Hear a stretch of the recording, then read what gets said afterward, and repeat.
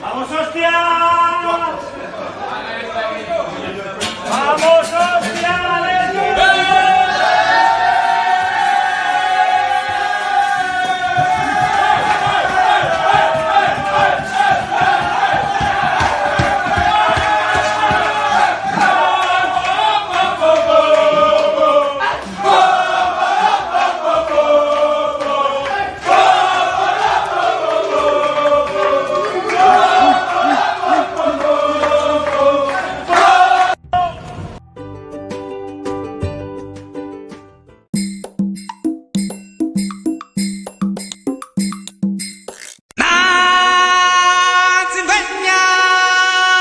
Honestly, during the game, I didn't see it.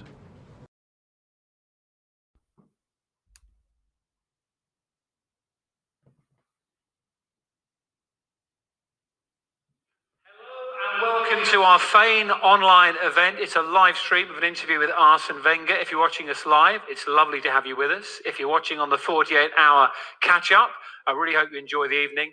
Let's crack on and introduce the man who has written this magnificent book. Ladies and gentlemen, watching online, those of you live with us at the London Palladium, it's Arsene Wenger!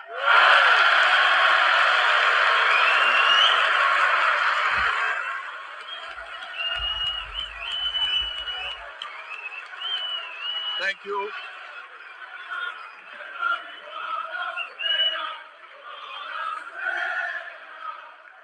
Thank you. Thank you.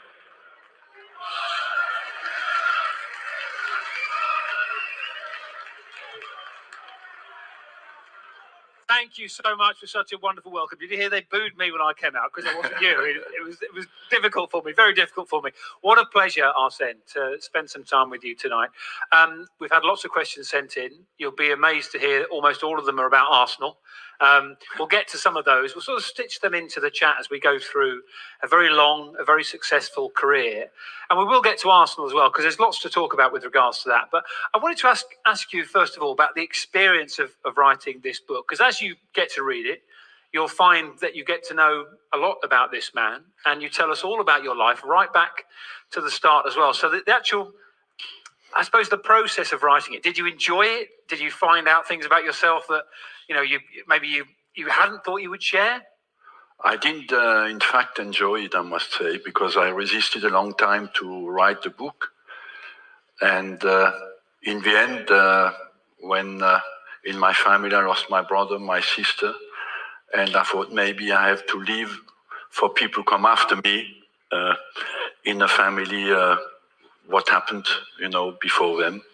And I had as well time and turned the book down for 4 or 5 years. And in the end, I thought maybe it's time. I had time available. And maybe it's time as well to analyze. I arrived at 70. And you start to think, what have I done in my life? Because you are... What have I done with my life as well?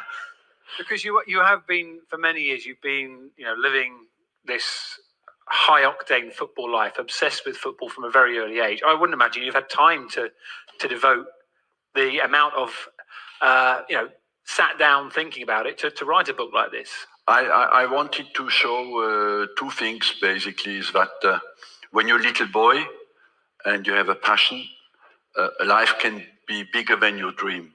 And I believe it's an important message to all the young people today who grow up in an uncertain world. And the second thing I wanted to share as well, what I've learned from my life with top-level people in top-level sport, the human lessons I've learned, what I've learned about human beings, and that human being can surprise you, sometimes negatively, but as well positively, you know. And our job basically is to say to people, look, my life, my destiny depends on you, but you can do that. And so if you don't experience well to put your fate and destiny in hands of others, you're not very happy in this job. Okay, well, we look forward to trying to get out of you tonight some of the things that you've learned. But talk about those young people, as you mentioned there. I wanted to take you right back to the start. As a young boy growing up in Alsace and listening to football conversations in your parents' bistro and watching and listening other people discuss football. Is that where your passion for the game really started? And what did you learn from watching other people be so passionate about the game at such a young age? Well, I heard only talk about football because the headquarters of a local club was a disastrous football team. So every day, maybe as a young boy, I listened to these people and I thought subconsciously football is the only thing that matters in life. And after that, it dictated my whole life. And I always, subconsciously for me, it was never a choice between football and all the rest. It was always football. And that's why I don't really know. I knew the intensity of my desire, of my motivation. I didn't know really where it came from. When I started to think about my life, I realized that it must certainly come from that little bistro where people were picking the team for Sunday. And I was so obsessed that I took the mass book to pray God to help us to win the football. Did it work? During the games, yes. I had my mass book and I read in Latin the mass to beg God to help us to win the games. We didn't win many. Nothing changes then. And no. That wasn't a reference to Arsenal. I was talking about generally. General faith reference there in football. Don't Arsene, don't you listen to them. All right, don't listen to them. And you played a lot of football as well as a young man, didn't you? And one of the questions we had in tonight came from a guy called Michael, who said, I think he was being slightly tongue-in-cheek. He said, Arsene, I've seen you be a wonderful manager, but were you any good at the game? So tell us a little bit about the sort of footballer you were and what sort of level you played to. Because you played you started as a midfielder, is that right? I was a midfielder, creative midfielder. Don't forget the creative. On the good days. No, it is difficult to imagine. I was born in 1949 in a little village that was agricultural. And it was all about hard work. Football was on Sundays. And I started only to play at the age of 12, 13, because my father created a youth team because people told him, your son is quite good at football. But we had no coach. My first coach was at the age of 19. And somebody from third division saw me play and said, you're a good player, you have to come up. But I had never a coach. So I had my first coach at the age of 19. And then I played third division, second division, finished in Strasbourg by playing a few games in the top league at the age of 29. But I was already coaching. So it is a strange career because I can't imagine that somebody has never had a coach at the age of 19 today can spend his life in football after. So my life is a little miracle on that front because I had the luck to meet people my whole life who trusted me and gave me, my boy, you have a chance. I give you a chance.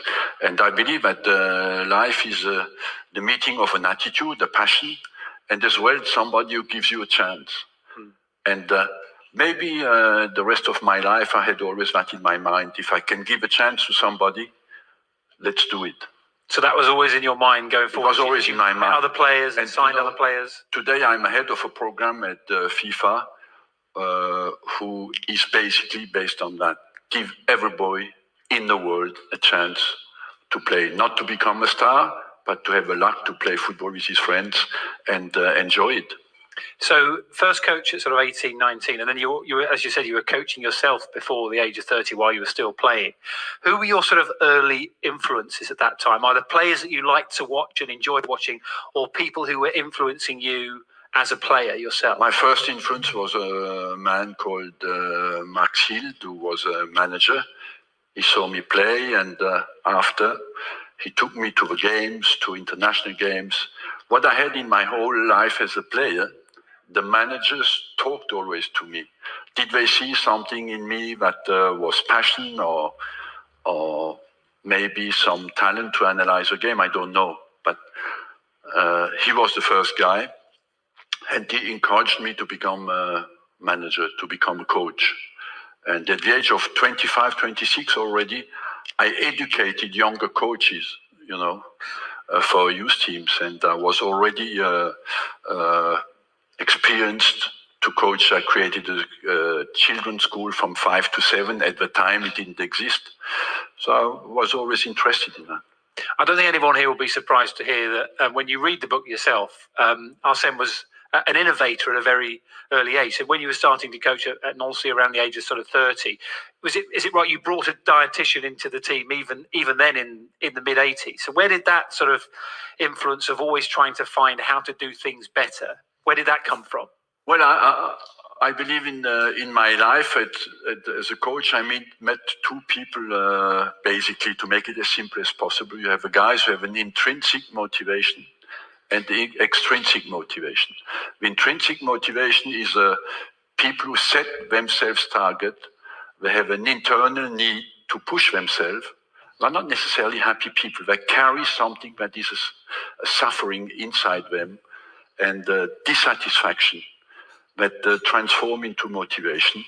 And their motivation comes from a desire to improve always and to set themselves target and analyze what they do. When you have people who have extrinsic motivation, they're basically people who are motivated by goals coming from outside. People say to them, you have to do so much in the game and you have to do it, they do it. But the motivation comes extrinsic, from outside, exterior. Or it is financial. If you do that, you will get a big bonus, So there's many as well in the game who are like that, motivated by extrinsic factors. Those who go higher are, of course, the guys who have that intrinsic need, basically, to push themselves as far as they can. And I believe I had that because I wanted always to become better. And I'm not sure I always was successful in that, but I had that desire to understand better the world I live in and not only be based on my pure intuition. And I would say that science and the rational world can help you to understand better the world you live in. And even at that early age, and I suppose right throughout your career, has been that you talk about defeat making you feel physically sick. I think even when you in that first team that you coached, Nancy, I think there was one time where you actually were sick on the way back from a game because you'd lost. Where did that come from? And that because that stayed with you throughout your entire, probably still now, isn't it? Well, it was from a very young age. I couldn't take defeat very well. We are all a mixture of desire to win and hate to lose. Some of us are a bit more desire to win. Usually the strikers are more the desire to win, the love for winning. The defenders are more hating to lose. And so I was maybe psychologically more a defender. And the defeat was at the start. Let's not forget, I stopped at the age of 69. And I started at the age of 33 in the top league in France. And at the start, sometimes I felt I have to stop this job because I'm killing myself. I was physically sick. I had to throw up after defeat. And at the time, I was alone with the team. You had no assistant, no goalkeeper coach. You were you and the team. And your credibility came from your motivation and the quality of your training sessions, And I had players who were older than I was when I started. And that demanded, of course, a huge commitment. But I adjusted slowly, adapted, because I started at a very young age. And but to take the defeat was always very difficult in my head and in my heart. And every big defeat is a scar in your heart forever. And that never got easier, did it? Sorry? you never got used to losing throughout your whole career? I got never used to it. And on the other hand, the manager who is a happy loser doesn't last a long time. It's always nicer to interview a manager after they've won. I think it's always a nice way of putting it. And one other thing that before we leave your sort of playing days behind, I think for those who didn't see you playing in the flesh, give us an idea of the sort of player we might see around about now who had a similar style to you. You called yourself a creative midfielder. What's a modern day player that'd be a bit like Arsene Wenger in his prime? No, well, let's say I scored a few goals. I don't know. I hope you don't find any video of me. I can tell you what I want, but Zinedine Zidane. I was not Zinedine Zidane. Zinedine Zidane has one quality: no matter where the ball comes from, it's his friend. He's welcome. You know? Yeah. I was not that kind of player. Okay. But I was, I think, a genuine midfielder who was well balanced, offense, defense. I was not a creative at the top level, but I was quite good defender and decent passer of the ball. Had quite a normal vision of a game. Not too bad. I don't know. I like the way you're uncomfortable talking about it. I love it. Let's talk a bit about Monaco, because when you moved to Monaco, you won the league in your first season there. Did that success feel at that early stage in your career? Did it feel like you expected it to feel, or did that give you a hunger to know I love this, I want more of this? Yes, I would say as well. When you start in this job, you have to know that you can win. And the first win in your life is, of course, vital, because you think you belong to this world and you have a chance to be successful in it. I was 37 years of old, champion, won the championship in France with big teams where Paris Saint-Germain, Marseille, Bordeaux were huge teams. And so we were a surprise package. And so I got stabilized Monaco as well in Europe. At the time, they had no history. They never passed the first round. So I was the longest serving manager in Monaco in the whole history of the club. I stayed for 7 years. And it was as well a bad period in France as well, because there was a lot of other things going on. But overall, I enjoyed my time, because at the time as well, Monaco was not a team in red and white. And we represented the prince. And there was a kind of class there that I recognized after when I came to Arsenal. The first time I came to Arsenal as a manager, I felt, my friend, it is something special there, you know, that you smell when you go in Highbury, in the board, in the way people behave. And I was always conscious that you have to be at the level of the expectation. And when you were at Monaco, you signed the likes of Glenn Hoddle when you were there. How aware were you of English football at that time? How much were you watching, and how aware of Arsenal were you at that point in your career? When I was in Monaco, yeah. Monaco, I met David Dean the 2nd of January 1989. And then, of course, I followed Arsene at the time. We couldn't watch him on television. But I looked at the results, called David sometimes, how are you doing? I said, how are you doing? And so we had connections. And I knew that George Graham was successful after when I went to Japan, 95. I had already met Mr. Peter Hillwood and David Dean in London on my way to Japan. And they tested me already to see if I was good enough to join up. And they went after for Bruce Rioch, and 1 year later they came to ask me to join Arsenal. So that initial meeting, when they were sort of testing the water and finding out what you were like, was that exciting for you? Did you think, oh, this could be something I will do maybe later in my career? Yes, I wanted to come to England. I came to England the first time to watch a football game was 82, 83. And it was a shock for me. I thought, what football has been created. It was really, honestly, it was an emotional shock. I went home And I thought, what am I doing in France? It's here that football is really alive, because it was at Liverpool.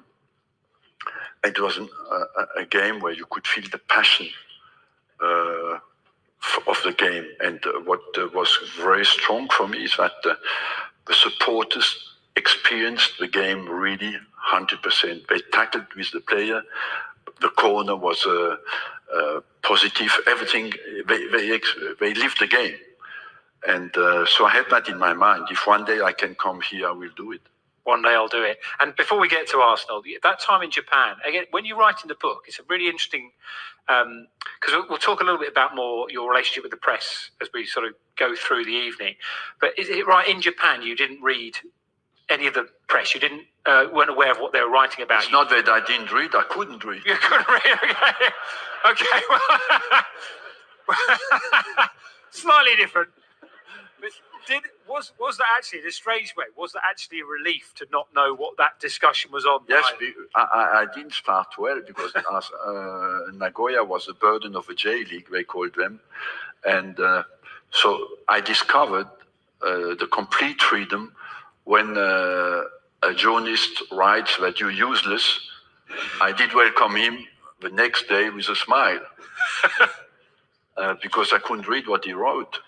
So I discovered the relationship with the press that was completely new to me.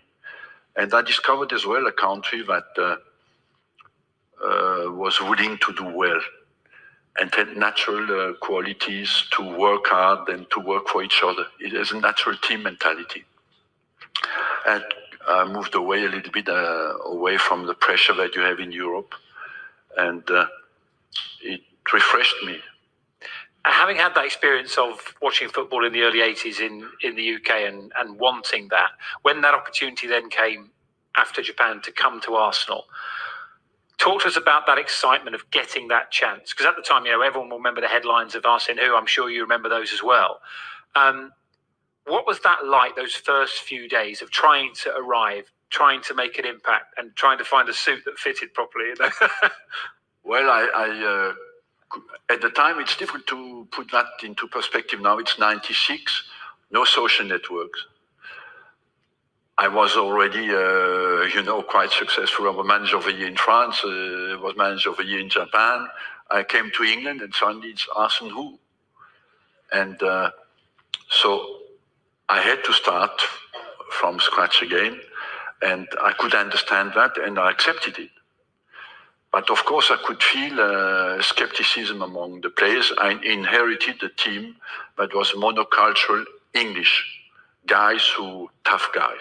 You could go to a fight with them.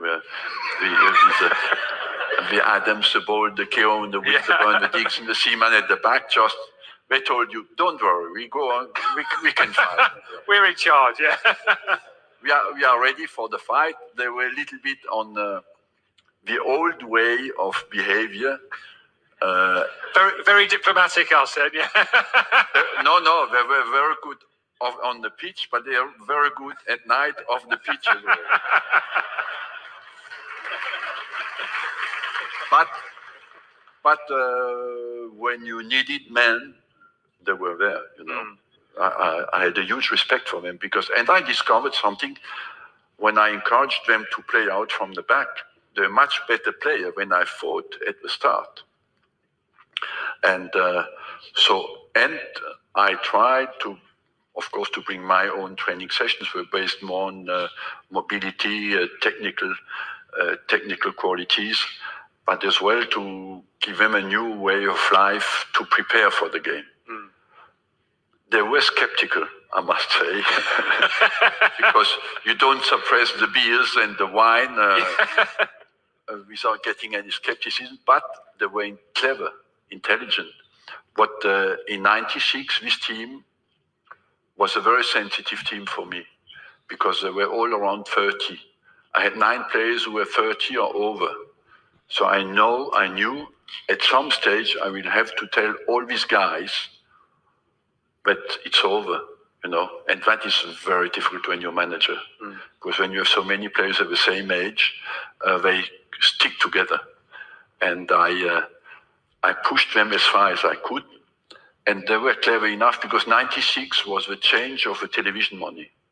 For them, they had not made much money before, but from 30 to 35, they earned a good living. So that helped me a lot to change their style of life.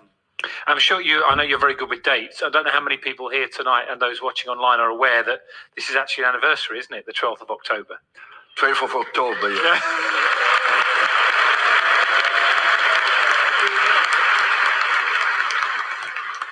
For those that don't know, explain, Arsene. This 12th of October was the first game we played at Blackburn, and I think we won 2-0. And Ian Wright scored. Yeah, I should confess, I spoke to a couple of Arsene's former players at Arsenal in preparation for this. Some of them have sent in some questions, and Wrighty did mention ask him about the first game because I think he remembers. What was funny on the game, on the way to the game, the players chanted. I suppressed the chocolate, the Mars bars, and all that.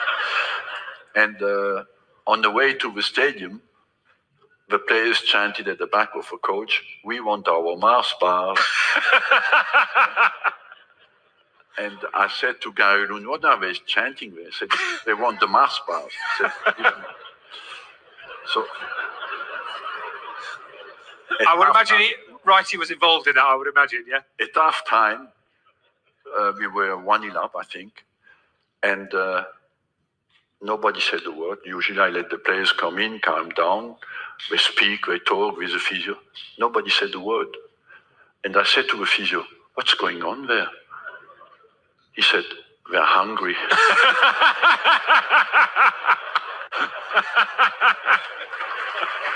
Very good. I mean, I know it's a funny story, and they'll probably laugh about it as well. But changing that culture, how big a battle was that about the fizzy drinks, about the Mars bars, about some of the drinking that went on after the match? I don't know how much, but our job is about marginal gains, and maybe at the time they prepared better. They were conscious that they stretched more. They ate better. We had lunch together every day. At the time at the Sopwell Hotel, because we decided to build a new training center, and these players were exceptional characters. They were not educated in today's soft academy support. They came from tough football that you have to play. Many of them in a championship. So when they got up to that level, they were ready for a fight. These guys. And willing to do it on occasions. I also spoke to Martin Keown today, Arsene. I asked Martin for one question. He gave me 25. And it was about an hour on the phone. But he had a very interesting point. He told me, I've spoken to him at length about the influence that you had on him individually and talking about, extending his career as well. He was really interested to know, and he said, we as players learnt an awful lot from you as a manager. What did you as a manager learn from us, he said, as players? What I learned that the importance of a character in the game, it is because when you're a manager, you have to cope with uncertainty. You make decisions and you have to accept the uncertainty of your decisions and to be convinced that it's the right one, but no, as well, you can go wrong. And when you have a character, when you had this team with such a strong character, when I say character, it's not personality. That is something that is based on courage, honesty, integrity, honor. And this generation had that, What I learned from them, is how important it is in a success. And I felt as well that this generation, they did fight for a good contract, and it was not easy to get them to agree. But once they had signed, they were happy to play for the club and to fight for the club, And so this is a generation where there was less movement. When you played Man United, they were Man United for life. The players, Liverpool, they were Liverpool for life, And this rapport created a big fighting games as well, because these players, they were ready to fight for their club. I'm sure everybody remembers those fantastic encounters, and we'll get on to that rivalry with Manchester United a bit later on.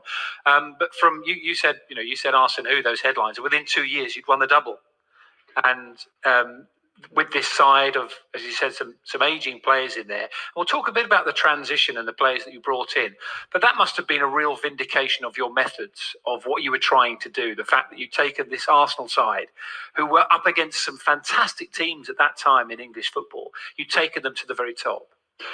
Yes, because Man United was a dominating force at the time. And of course, you had Newcastle, don't forget it, a very strong team as well. And Liverpool, of course, you had always Tottenham. And Is he allowed one mention throughout the day? Okay. We won the championship '98 with this generation, plus players are brought in like Patrick Vieira and the main players and Marco Overmars, you know. And they were exceptional football players. I knew Patrick from Cannes when he started to play against Monaco when I was manager. Straight away after the game, I thought, this guy is 17 years old, he'd be a great player. And Marco Overmars, I loved him for a long time before, but he had a bad cruciate knee ligament injury, and they told me in Holland that he would never come back. But I took the gamble to bring him in,